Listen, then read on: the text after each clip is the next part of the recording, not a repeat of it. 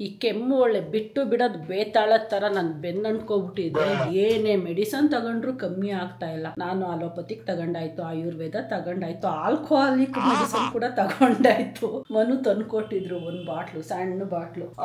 Usually ಇದು ಎಲ್ರಿಗೂ ಗೊತ್ತಿರತ್ತೆ, ಇದೇನಿದು ಬ್ರ್ಯಾಂಡಿ, ಕುಡಿದ್ರೆ ಕಮ್ಮಿ ಆಗತ್ತೆ ಅಂತ.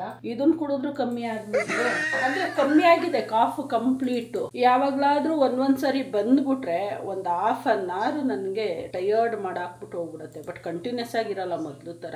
ನನಗೆ ಇದೊಂದು ಪ್ರಾಬ್ಲಮ್ ಇದೆ. ಸುಮಾರು ವರ್ಷಗಳು ನಾನು ಯಾವಾಗ ಬೆಂಗಳೂರಿಗೆ ಬಂದಲ್ಲ ಅವಾಗ್ಲಿಂದನೂ ಅಷ್ಟೇ. ಅದೇನು ಡಸ್ಟ್ ಅಲರ್ಜಿಗೋ ಏನೋ ಸುಮಾರು ಡಾಕ್ಟ್ರುಗಳು ನನಗೆ ಹೇಳಿದ್ದು ಡಸ್ಟ್ ಅಲರ್ಜಿಗೆ ಈ ಥರ ಆಗತ್ತೆ ನಿಮಗೆ ಅಂತ. ಕೆಮ್ಮು ಅನ್ನೋದು ಆಗ್ಬಿಟ್ರೆ ನನಗೆ 1.5 ಮಂತ್ 2 ಮಂತ್ಸ್ ಬಿಟ್ಟು ಹೋಗದ್ದೇ ಇಲ್ಲ. ಏನೇ ಮೆಡಿಸನ್ ತಗೊಂಡ್ರು, ಏನೇ ಇಂಜೆಕ್ಷನ್ಸ್ಗಳು ತಗೊಂಡ್ರು ಮಿನಿಮಮ್ 1.5 ಮಂತ್ ನನ್ನ ಜೊತೆಗಿದ್ದು ಆಮೇಲೆ ಟಾಟಾ ಬಾಯ್ ಹೇಳ್ಬಿಟ್ಟು ಹೋಗುತ್ತೆ. ಖತಮ್, ಬಾಯ್ ಬಾಯ್, ಟಾಟಾ, ಗುಡ್ ಬಾಯ್, ಗಯಾ.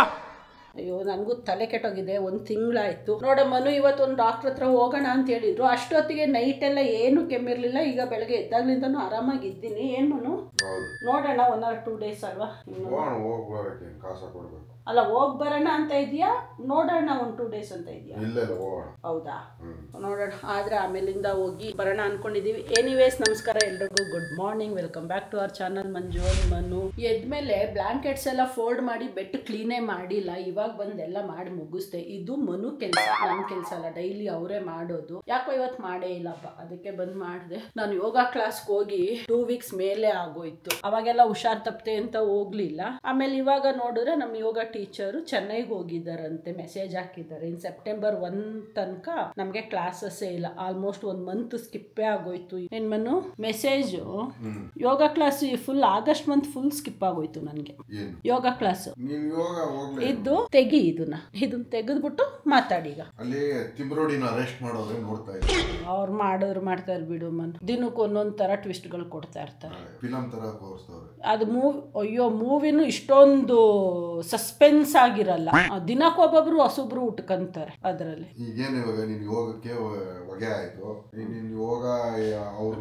ನಿಂದು ನೆಕ್ಸ್ಟ್ ಡೈಲಾಗ್ ನನಗೆ ಗೊತ್ತಾಯ್ತು. ನೀನು ಮಾತಾಡೋ ಸ್ಟೈಲಲ್ಲೇ ನನಗೆ ಗೊತ್ತಾಗೋಯ್ತು. ಆಯ್ತಾ?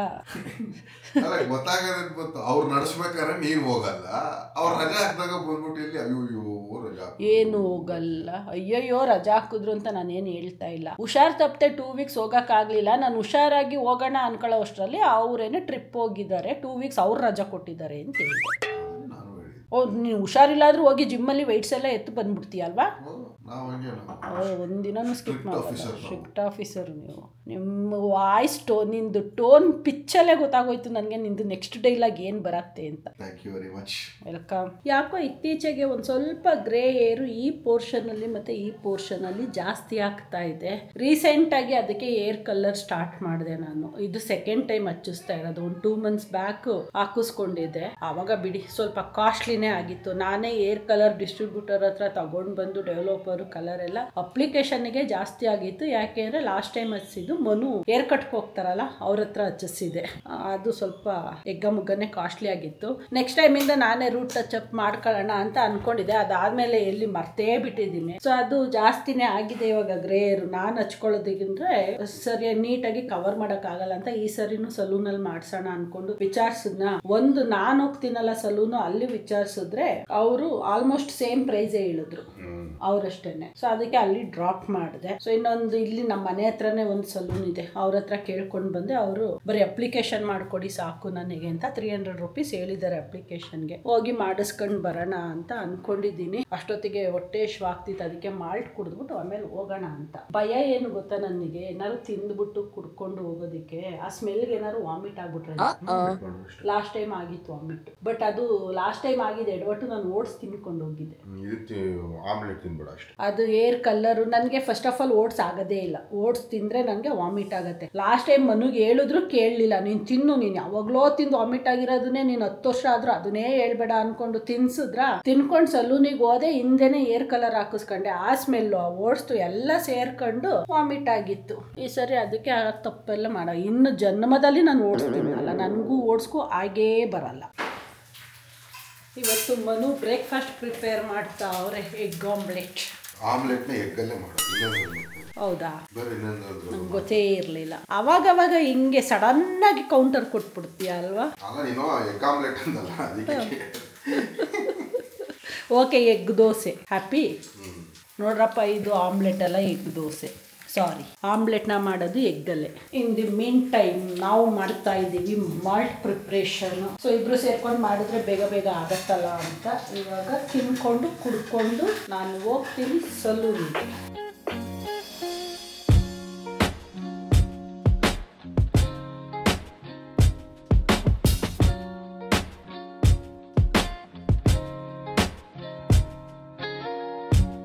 ಹೇರ್ ಕಲರ್ ಹಾಕಿ ನೀಟಾಗಿ ಪ್ಯಾಕ್ ಮಾಡಿ ಕಳಿಸಿದ್ದಾರೆ. Minimum 1.5 hour ಬಿಡ್ಬೇಕಂತೆ. 1 hour 45 minutes ಬಿಟ್ರು ಪರವಾಗಿಲ್ಲ ಮೇಡಮ್ ಅಂತ ಹೇಳಿದ್ದಾರೆ. ಯಾಕೆಂದ್ರೆ ನಾನು ಯೂಸ್ ಮಾಡೋದು ಅಮೋನಿಯಾ ಫ್ರೀ ಕಲರ್. ಇದು ಸೆಕೆಂಡ್ ಟೈಮ್ ಅಷ್ಟೇ ಹಾಕಿಸ್ಕೊಂಡಿರೋದು. ಇದು ಲಾಂಗ್ ಲಾಸ್ಟಿಂಗ್ ಇಲ್ಲ, 20-25 ಡೇಸ್ಗೆಲ್ಲ ಹೋಗುತ್ತೆ ಮನು. ಇದು ಅಮೋನಿಯಾ ಫ್ರೀ ಇರೋದ್ರಿಂದ. ಮಾತಾಡ್ತಾ ಇದ್ನಲ್ಲ, ಕೆಮ್ಮು ಸ್ಟಾರ್ಟ್ ಆಯ್ತು ಹಂಗೇನೆ. ಕೂದಲು ಹೇರ್ ಡ್ಯಾಮೇಜ್ ಆಗಲ್ಲ, ಡ್ರೈನೆಸ್ ಆಗಲ್ಲ, ಸ್ಕ್ಯಾಲ್ಪ್ ಇಚ್ಚಿಂಗ್ ಬರಲ್ಲ, ಈ ತರ ಏನೇನೋ ಇರುತ್ತೆ. ಕಾಸ್ಟ್ಲಿ ಬಟ್ ಬೇಗ ಹೋಗುತ್ತೆ, ಲಾಂಗ್ ಲಾಸ್ಟಿಂಗ್ ಬರಲ್ಲ. ಬಟ್ ಅದೇ ಅವ್ರು ಅಂದ್ರು ಮಿನಿಮಮ್ 1 hour 45 minutes ಆದ್ರೂ ಬಿಟ್ಟು ಆಮೇಲೆ ವಾಶ್ ಮಾಡಿ ಮೇಡಮ್ ಅಂತ.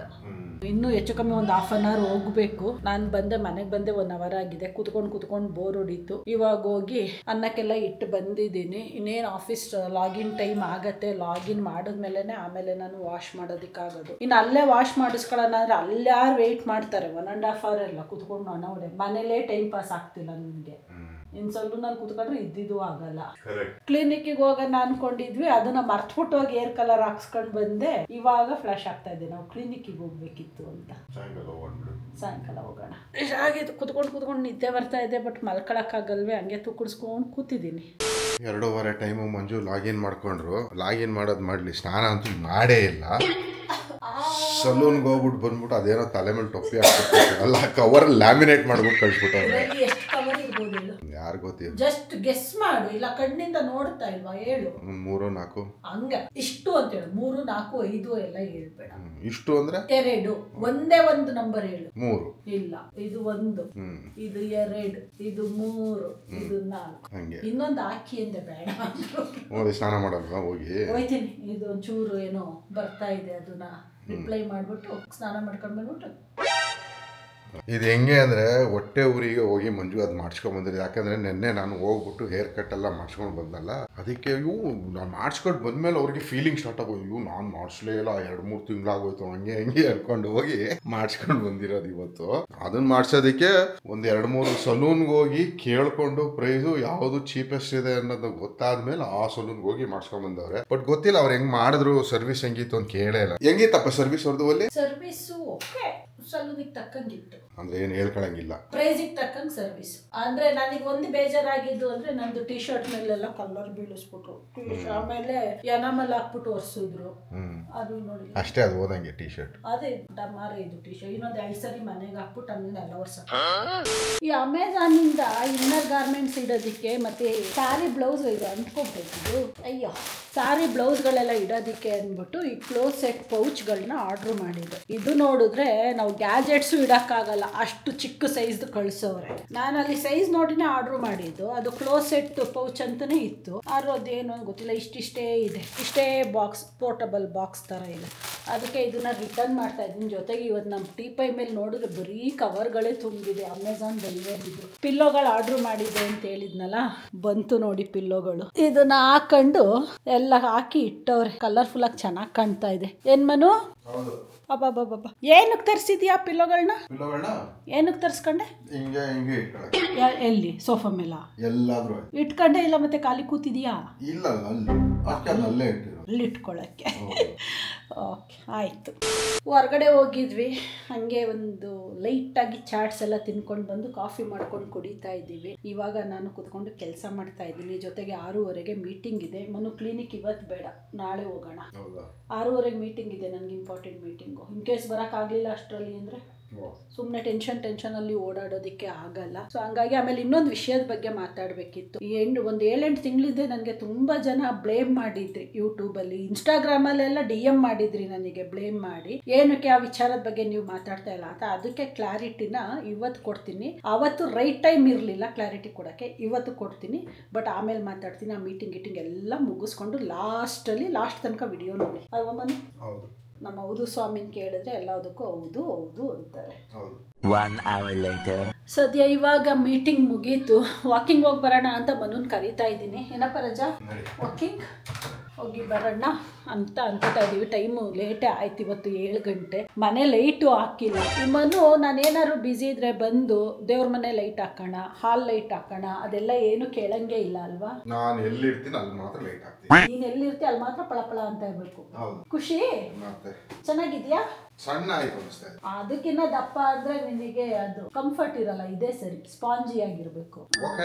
ಇದಂದ್ರೆ ನೀನು ಕಾರಲ್ಲಿ ಗಿರಲ್ಲಿ ಹೋಗ್ಬೇಕಂದ್ರೆ ಬ್ಯಾಕ್ ರೆಸ್ಟ್ ತರನು ಯೂಸ್ ಮಾಡ್ಬೋದು. ದಪ್ಪ ಇದ್ರೆ ನಿನ್ಗೆ ಅದೇನೆ ಅರ್ಧ ಸೀಟ್ ತಿನ್ಕೊಂಡ್ಬಿಡುತ್ತೆ. ಇದು ಕರೆಕ್ಟ್ ಆಗಿದೆ, ಚೆನ್ನಾಗಿದೆ. ಆರ್ಡರ್ ಮಾಡಿರೋದು ನಾನಲ್ವಾ.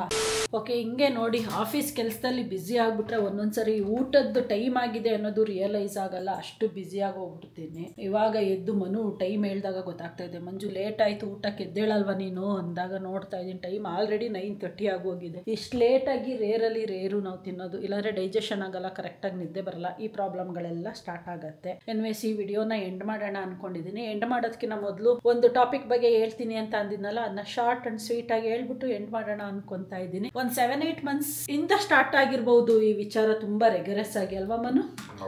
ಎಲ್ಲಾ ಸೋಷಿಯಲ್ ಮೀಡಿಯಾದಲ್ಲೂ ಸೌಜನ್ಯ ಕೇಸ್ ಬಗ್ಗೆ ಹೇಳ್ತಾ ಇರೋದು. ಆವಾಗ ನನಗೆ ತುಂಬಾ ಜನ ಇನ್ಸ್ಟಾಗ್ರಾಮ್ ಅಲ್ಲಿ DM ಮಾಡಿದ್ರಿ, ಯೂಟ್ಯೂಬ್ ಅಲ್ಲೂ ಕಮೆಂಟ್ ಹಾಕಿದ್ರಿ, ನೀವ್ ಯಾಕೆ ಸೌಜನ್ಯ ಬಗ್ಗೆ ಮಾತಾಡಬಾರ್ದು, ಯಾಕೆ ಮಾತಾಡ್ತಾ ಇಲ್ಲ, ನಿಮ್ ಚಾನಲ್ಗೂ ಗ್ರೋತ್ ಸಿಗತ್ತೆ, ನಿಮ್ಗೂ ವ್ಯೂಸ್ ಸಿಗತ್ತೆ ಅಂತ ನಾನು ಅವಾಗ್ಲೇನೆ ಹೇಳಿದೆ. ವಿಡಿಯೋನಲ್ಲೂ ಹೇಳಿದೆ, ಕಮೆಂಟ್ ಅಲ್ಲೂ ಹೇಳಿದೆ. ನನಗೆ ವ್ಯೂಸ್ ಬೇಕು ಅಂತ ಇನ್ನೊಬ್ರು ಲೈಫ್ ನಾನು ಎಕ್ಸಾಂಪಲ್ ಆಗಿ ತಗೊಂಡು ಮಾತಾಡೋದಂತೂ ಇಲ್ವೇ ಇಲ್ಲ.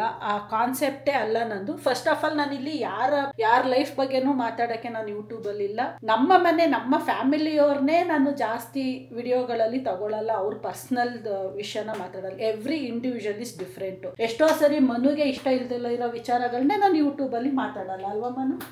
ಸೊ ಅಷ್ಟು ನಾನು ಆ ಸ್ಪೇಸ್ ಇರಬೇಕು ಪ್ರತಿಯೊಬ್ಬರಿಗೂ.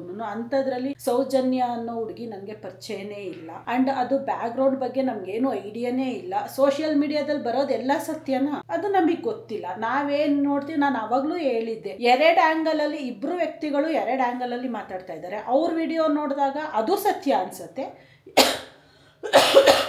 ಸಾರಿ ಇವ್ರ ವಿಡಿಯೋ ನೋಡಿದಾಗ ಇದು ಇರ್ಬಹುದಲ್ವಾ, ಇದು ಸತ್ಯ ಅಂತ ಅನ್ಸುತ್ತೆ. ಸೊ ನಮಗೆ ಕ್ಲಾರಿಟಿ ಇಲ್ದಲೇ ಇದ್ದಾಗ ನಾವ್ ಹೆಂಗೆ ಕಮೆಂಟ್ ಮಾಡೋದಿಕ್ಕಾಗತ್ತೆ ನೋಡಿ. ಇಷ್ಟು ದಿನ ಎಲ್ಲ ನಾವ್ ಅನ್ಕೊಂತ ಇದ್ದಿದ್ದು ಏನು, ಇವ್ರು ಸೋಷಿಯಲ್ ಮೀಡಿಯಾದಲ್ಲಿ ಕುತ್ಕೊಂಡು ಒಂದ್ ಆಂಗಲ್ ಅಲ್ಲಿ ಮಾತಾಡ್ತಿದ್ದಾರೆ, ಅವರೇ ಸತ್ಯ, ಅವರೇ ನಿಜ, ಎಲ್ಲ ಬಟಾಬಯಲ್ ಮಾಡ್ತಾವ್ರೆ ಅಂತ ಅನ್ಕೊಂತಿದ್ವಿ. 2 days ಇಂದ ಇದೇ ಚೇಂಜ್ ಆಗೋಗಿದೆ.